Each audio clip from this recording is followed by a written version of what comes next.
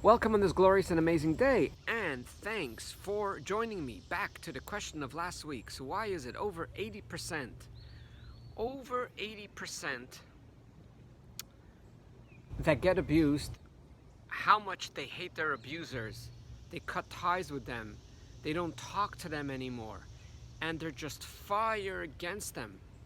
They will subconsciously, without even realizing, do the exact same thing to the next generation. I've seen it. I have had people talk to me about the horrific atrocities that happened to them as a child, and yet somehow their children get to talk to me. And, well, now that I know the science, it's not shocking, but it's disturbing, and it's so painful to see that the third generation has the exact same thing. That they were abused by those that spoke to me, that said that their parents were awful and terrible and just absolute horrendous. I'm going to give you one story. I'll share with you one story that happened.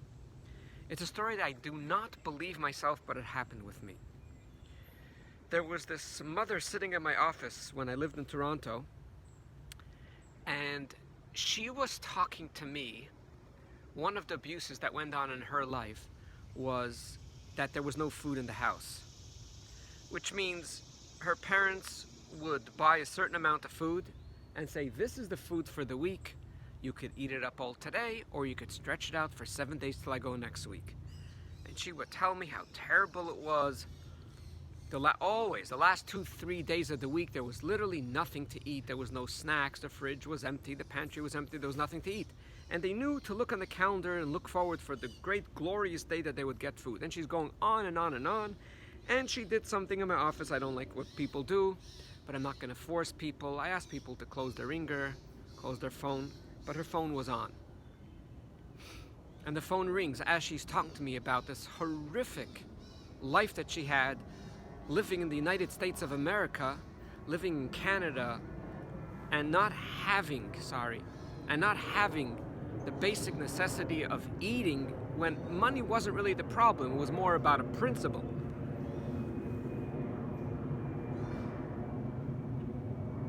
And as the phone rings, it was very loud. I was able to hear her own child talk to her and say, I want some snacks. Is there any snacks anywhere? And in front of me, the mother says, you know we're going shopping this and this day, and you'll have to wait till this and this day. And I hear the child crying, but what am I gonna do when I have to go to school? I need to have snack. And the mother starts yelling at her and in front of me, starts telling her, you know what? You know the way it works. You're just gonna have to wait. And I'm looking at this woman and thinking, is this a dream or is this real? And I have hundreds of stories like this. So 80%, as they talk to you about the abuse, they will do the exact same thing. You don't believe me? It's fine. But if you know how the amygdala works, which means your conscious mind says, I don't like it, your subconscious mind goes behind your back and just does the exact same thing. But yet there's 20%, and Tony Robbins is one of them, that turn it around. Why is it that way? So truthfully speaking, without conscious intervention of the brain, when humans are abused, they will abuse others. If they're not conscious and they won't talk to anyone about it, there is an 80 to 90% chance or more naturally that they will do the same thing. When someone went through abuse, it's very difficult for them to change, but they could make the change. The difference is it's a decision, which means if you were abused, that doesn't mean you need to be that way. To me, if someone was abused, it's equivalent of having your car uphill and you put it on neutral, it will start gliding down, it will start moving down, rolling down. That doesn't mean it has to be that way. You could take the gear, put it into drive, put a little bit of effort, put your right leg on the gas pedal and drive up the hill. It's going to be difficult for you. The individual that wasn't abused is just has their car in a parallel street. They can put a neutral and the car won't go anywhere. Everything is fine. The one that's abused is like uphill and the car neutrals are always going to roll back down.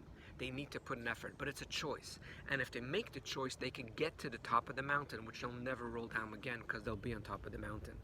But there's a choice to make, and regardless of what your abuse was, and Tony Robbins is one of the examples, that not only you will not abuse, but you will do the absolutely contrary. You'll take a 180, and whatever happened to you, you will do the total opposite. So now we're left with question number 2. If it's so simple, by making a choice, by being aware and just making a choice, why don't we have at least the contrary? 80% should be kind, and maybe 20% or less should be brutally disgusting, despicable, and abusive. Join in next week to find out the answer. Thanks for listening.